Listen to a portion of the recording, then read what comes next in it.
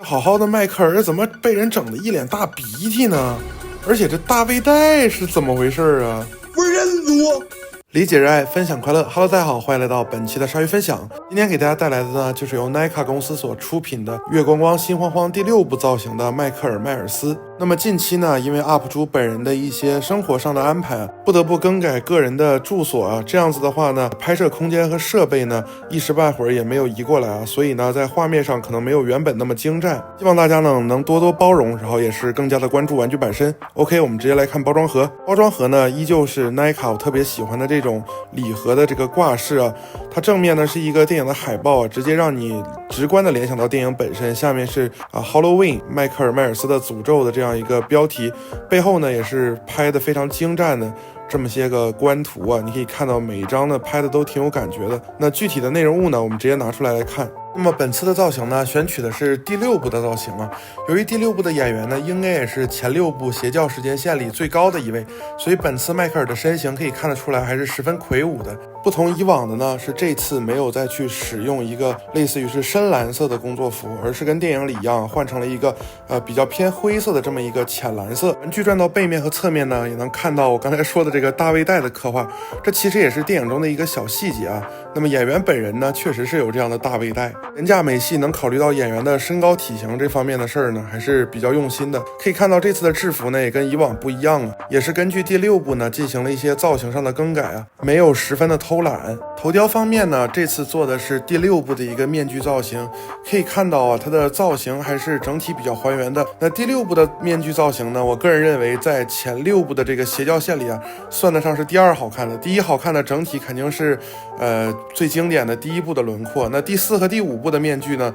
从个人的审美来讲，多多少少都有些猎奇啊。可以看到面具本身呢，不只是一个纯白色，在上面呢是有消光的质感，并且是喷涂了很多泛黄、泛蓝色的这样一种阴影啊。这也是符合影片道具同样的一个工艺。那可以看得出来 ，Nika 在对于面具的研究上是十分上心的，而且在面具本身的轮廓和造型上也真的没有什么好挑的。我这个面具的脖梗处呢，不知道是蹭了个黑点还是中奖了，不过呢，也可以当成是妹妹扎出来的这个针眼嘛，总之也不算太影响，所以我个人也不是太介意。我们可以看到 Nika 呢一直是坚持的把面具背后的这个眼睛给做出来，里边黝黑的这种涂装呢，泛上这种光油啊，让眼神看起来还是比较不错的。那么把头微微低下来呢，眼神和面具之间的这个空间感，以及眼睛在面具这个眼眶里分布的位置都是比较接近电影的，这点还是把握的非常好。服装的褶皱和渗线呢，也都是 Nika 的强项了，各个地方做的都没有什么可以说的。那么从侧面呢，还额外展示一下这块大背带啊，确实是有对于演员的身材有专门的这个呈现啊，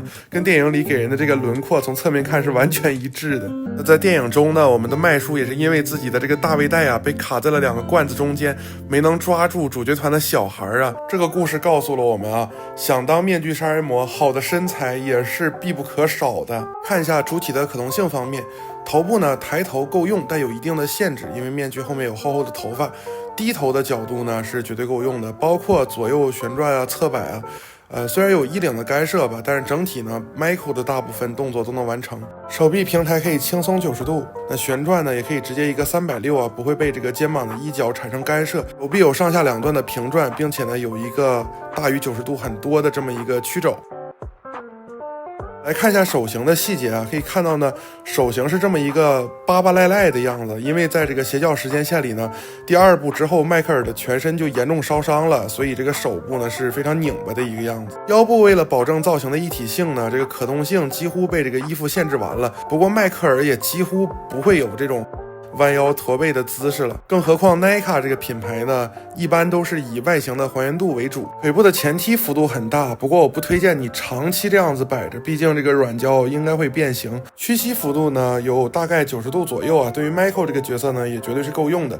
通过膝盖的关节也可以平转，脚部的接地各方向都没有任何的问题，所以说摆在桌子上的时候站立性还是比较稳的。不过关节呢还是有 Nika 这个老毛病啊，稍微有些生涩。这一盒迈克尔我在收到的时候呢，不用泡热水，各个关节就已经都可以流畅的活动了，只有唯一一个大腿关节稍微有点生涩，比起平时的 Nika 已经有进步了，不知道是我的个体情况还是真的有品控上的优化。在配件方面呢，本次的迈克尔比较特殊，因为第6部是分为院线版和导演剪辑版的，那么所以其实它的配件呢有一些出入，但是这次耐卡非常的良心，它没有出2个版本，然后把配件相应的给你塞进去，它直接是一盒里附书了2个版本电影的所有配件，让你可以通过混搭或者是自行搭配的方式去呈现出你是想表达哪一部的迈克尔。那么这种行为呢，现在是很难得的了，因为很多厂商呢都特别喜欢把配件呢进行一定的分割，然后放在不同的同样的玩具里边去做一个版本上的区分。这个行为显然就是逼着消费者呢，为了这点配件，如果你喜欢，你就得再买一盒素体。所以也是能感受到耐卡想把玩具做好的这种匠心精神，我做呢就把它做完整。那么首先出场的这个头雕呢是院线版的结局，我们的迈克尔呢被蚁人所饰演的这个汤米一顿大闷棍，然后在脖子处呢扎了一大桶的这个类似于是福尔马林类型的东西，导致这个把麦克打的是鼻青脸肿的，可以这么说。可以看到头雕的涂装呢，整个这个面部的消光以及被打的鼻青脸肿那部分的油光效果跟电影里都是很接近的，涂装工艺真的是很强的一颗头。第二个配件呢也出自我们的院线版，就是这么一大管的这个捆在一起的针筒这个汤米是绑了一大管，直接扎到了迈克尔的脖子这里，导致迈克尔在接下来的战斗中失去了战斗力。那么这么小的配件呢，可以看到涂装分色以及针头的细节做的都非常的好，需要小心的是保存的时候可别弄断了。接下来的这个配件呢，是一个放在地上的迈克尔·迈尔斯的面具，这个是结局的时候呢，主角一行人把迈克尔打爆了就走开了，结果等卢米斯医生回来找的时候呢，地上就只剩下针筒和面具了。那么这就是一个面具的摆件，可以看到不仅仅是能跟本体进行互动，配件往那儿单独一放呢，也是直接能让人联想到电影结尾的一些画面，而且明确性的指向了这是院线版。恭喜你解锁成就，用武力打爆迈克尔。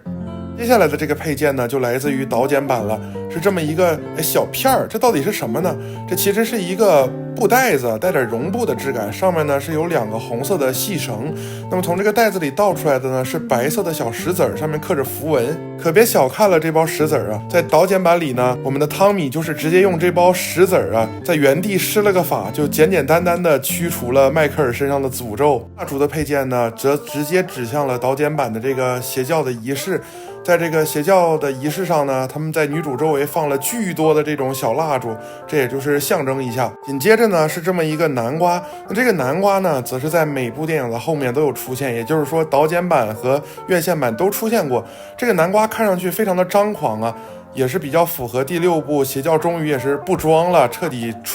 出手了，再加上迈克尔自己也变强了的这么一个很张狂的外形，里边呢依然是有个蜡烛跟主题呼应。到这里还没完，配件呢还附属了这么一个小场景板块，就是房屋出售的这么一个告示牌。因为电影中呢劳力的养父卖不出去迈克尔家这个老房子，所以只能把它呢借给自己的亲弟弟一家住。当然了，我们亲弟弟一家呢也是众望所归几乎呢死的死是伤的伤那么邻居家的小孩为了恶搞他们呢，就这么做了一个迈克尔的立牌。说实话，这是我这套玩具里最喜欢的一个配件了，简直就像一个2次元的 Michael。那胸口呢用这个反光的涂料写着 He's coming， 然后手上拿着一把小刀然后还涂了这个手，可以看到底下还有折纸的感觉。那背面呢也做出了许多这种瓦楞纸的这种木纹的印刷效果非常好，甚至还刻画了这个面具的绑线和胶带固定在这个纸板的后面，脚底呢还做出了一些瓦楞纸真实的刻画，这真的是非常的匠心。那可以通过这个挂钩呢直接挂在这个房地产牌子上，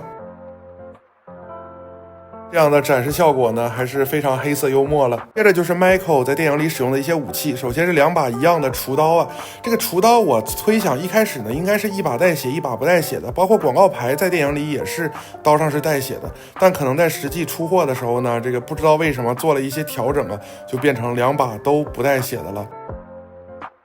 一把长柄的斧子其实原本也是劳力他养父弟弟一家人的这个斧子，然后被 Michael 拿去贡献了第6部非常标志性的一个砍杀画面吧。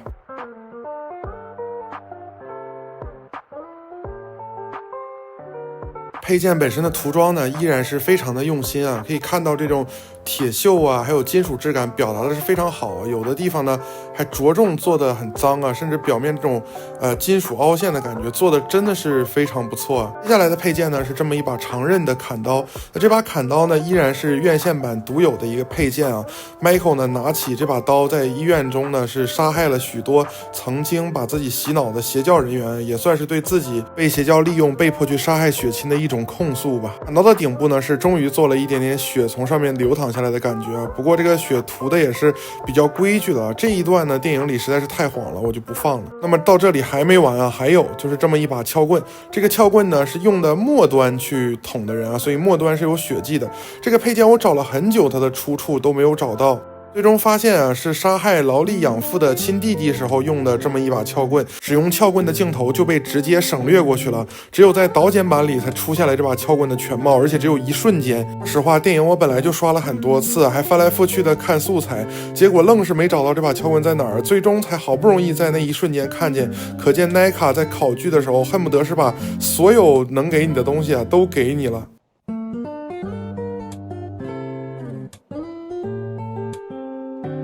撬棍就在这儿，看到了吗？本来啊原版就不是很明显，院线版的又更是把这段镜头里所有撬棍露出的部分都省略了。NECA 的设计师也是真的细呀。